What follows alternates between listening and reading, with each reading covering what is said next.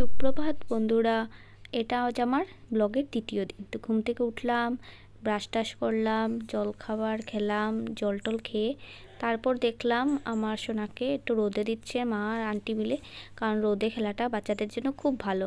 ওইটা একটু সময় খেললে ওর শরীরের জন্য খুব ভালো হয়।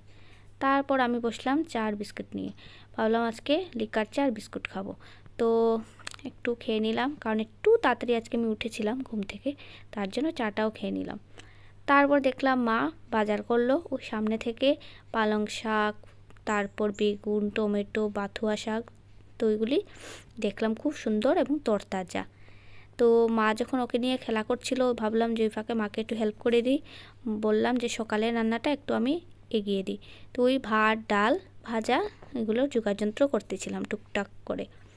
করার পর ভাবলাম একটু গিয়ে দেখি আবার ও কী করছে। দেখলাম ওর আপন মনে খেলতেছিল।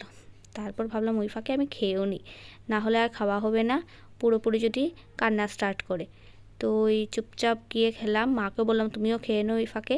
তো মা আর আমি গল্প করতে করতে সকালের খাবারটা খেয়ে নিচ্ছিলাম, ভাত, ডাল এবং আলু ভাজা দিয়ে।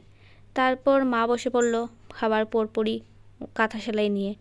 তো সোনার জন্য একটা কাঁথা সেলাই করছিল, তো যে খুব সুন্দর কালার ছিল। তারপর আমার একটা কাজিন আসলো, এসে ওকে একটা সফট টয় গিফট করলো, যে টয়টা দেখে আমারই খেলা মনে হচ্ছিল, যে আমিই খেলে নিই। এইভাবে আমার দিনটা সোনার সঙ্গে কেটে যাবে। তোমরা সবাই লাইক, শেয়ার অ্যান্ড সাবস্ক্রাইব করো। Thank you.